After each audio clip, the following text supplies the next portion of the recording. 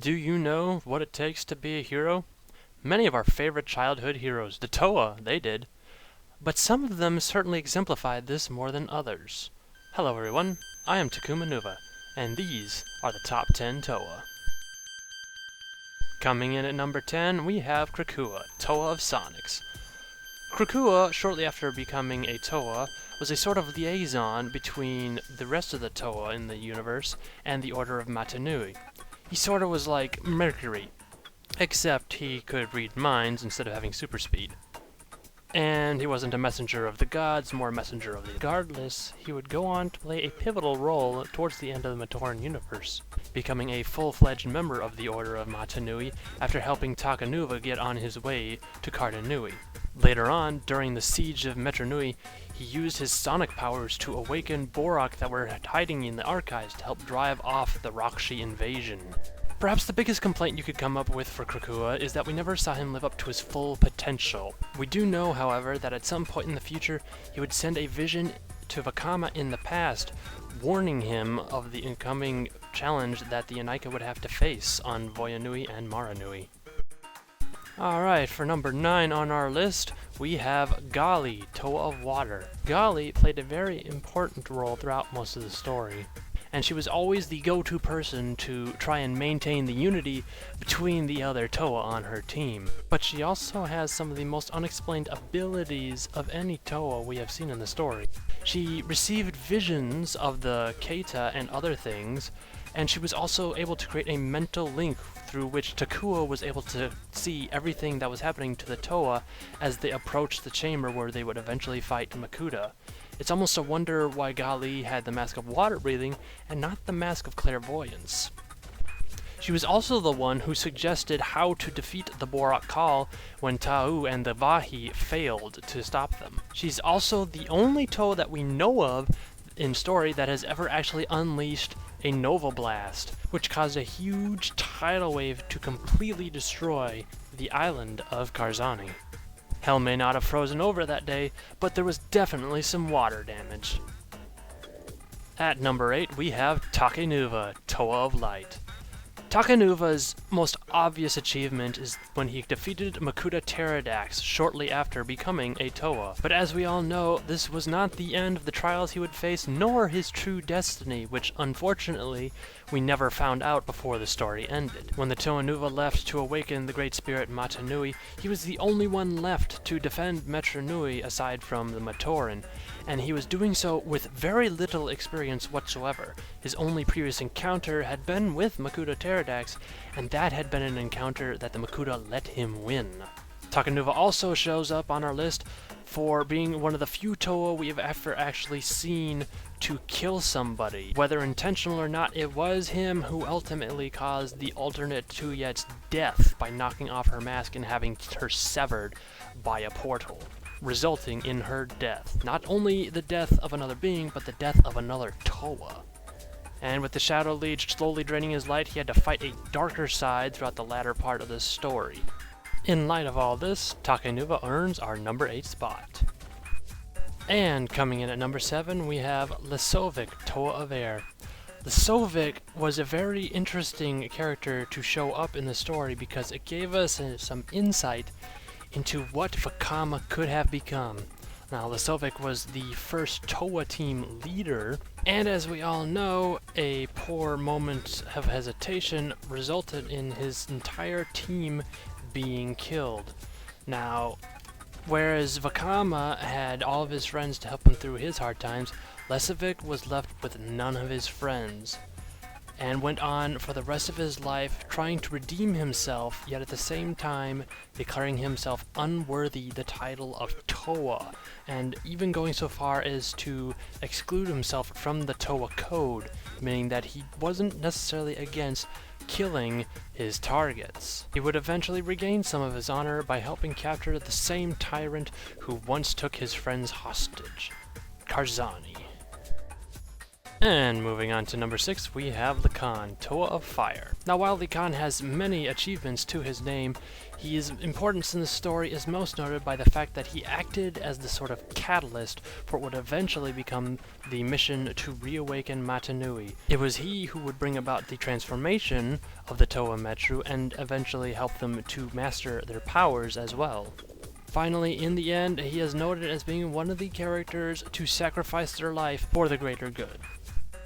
Coming in at number 5, we have Potaro, Toa of Ice. Mataro's role in the story goes without saying. We all know him as that once quiet Matoran that eventually went on to save the life of Matanui. Along the way, he had his character tested many times, as he was given what would normally be considered an immoral mask, and had to put up with Pterodax's antics as he hid inside of the Maxillos robot. But even in his final moments, just as he was about to die, he never forgot about his friends, and he teleported them back to Matanui and safety in the end. Coming in at number 4, we have Vakama, Toa of Fire. Vakama was much like Motoro. He was quiet, he was reserved, and didn't necessarily have the greatest of confidence in himself, or see himself as being destined for greatness or heroism. But unlike Motoro, who had teammates that were constantly building him up, Vakama often had to deal with criticism coming from his fellow Toa. Stack on top of that he had strange visions he had trouble interpreting, and he had to lead a Toa team, and Vakama certainly didn't have an easy time. Ultimately though, Vakama always rose to the challenge, no matter how great, and he often found himself making the difficult decisions that no one else could. The best example of this is in the book Time Trap, where Toa Vakama essentially makes a deal with the devil and threatens to destroy the entire universe by smashing the Kanohivahi unless Pterodax agrees to give him at least 1 year of peace on the island of Matanui. We see here an essential difference between Vakama and Motoro, in that while Motoro played right into Makuta Pterodax's plans, Vakama was a constant source of annoyance, and never allowed himself to become just another pawn to the Makuta's plot. At number 3, we have Elric, Toa of Water. Elric is known for being the very first Toa to be ever created. She is noteworthy for having started the Order of Matanui, and interestingly enough, while being the first Toa, exempts herself from the Toa Code, feeling that her role as the leader of the Order of Matanui does not afford her that luxury. She has shown herself to be a relentless and unyielding character, and is quite easily the most powerful Toa outside of the Takanuva themselves. For thousands of years, she has worked from the shadows trying to steer history in the direction it needs to go in order to protect all the inhabitants of the Matoran universe. Coming in at number 2, we have Tahu, Toa of Fire. In many similar ways to Vakama, Tahu has had his character tested time and time again. It was he who led the other Toa into the Codex very early on, knowing that they may never see the light of day again. After their escapades on Voya Nui, Tahu had to let the Toa Inika finish the job that they had originally sent out to do. And while it ultimately didn't solve their problem, it was he who decided to take the chance of using the Kanohivahi to try and stop the Borak Call from reawakening the Borak Queens, the Barag. Tahu was the leader for the most powerful and arguably most important Toa team to ever exist, and was highly pressured as such. When the end of the universe came about, it was he who donned the golden armor that would destroy the Rakshi and give Matanui the opening he needed to defeat Makuta Pterodax once and for all. Afterwards, he found himself in the awkward position of having to become a sort of leader in a strange new world that would combine both the Agori and the Matoran. And finally, who can forget his inspiring words just before the first battle with Makuta Pterodax? Where wisdom and valor fail, all that remains is faith, and it can overcome all. That brings us to our number 1 Toa, Jala, Toa of Fire. Now I know a lot of you are probably surprised to see Jala at the top of this list, and I'll be honest, I was surprised to find him there as well. But if there's one thing we've seen about Jala's character throughout the story, is that nobody was more qualified to become a Toa than he was. Even as a Matoran, he was captain of the guard, helped Kokua on his quest as Herald of the 7th Toa, and when the Takanuva weren't coming back and the Taraga refused to be transparent, influenced the Matoran to go on strike in Metru Nui until the Taraga would give them some information.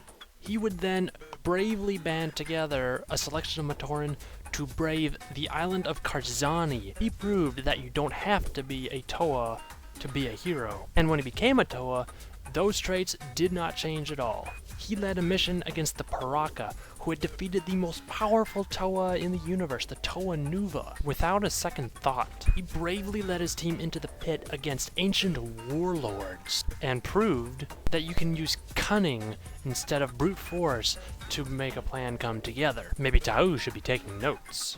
Jala was always the one most ready to make the biggest sacrifices as well. Matoro may have given up his life to save Mata Nui's, but we can't forget that Jala was willing to perform a Nova Blast that would have resulted in his death, the death of 4 other Toamari, the Baraki, no less than several hundred sea creatures, and more, just to give Matoro a little more time to try and find a way to save Mata Nui. No one better personified the valor, the loyalty, the honor, and the selflessness that comes with the title of Toa better than Jala. But at the end of the day, that's our top 10 Toa. What are yours? Be sure to leave them in the comments below and continue the discussion on the TTV message boards at board.ttvpodcast.com. Once again, I am Takuma. Thanks for watching.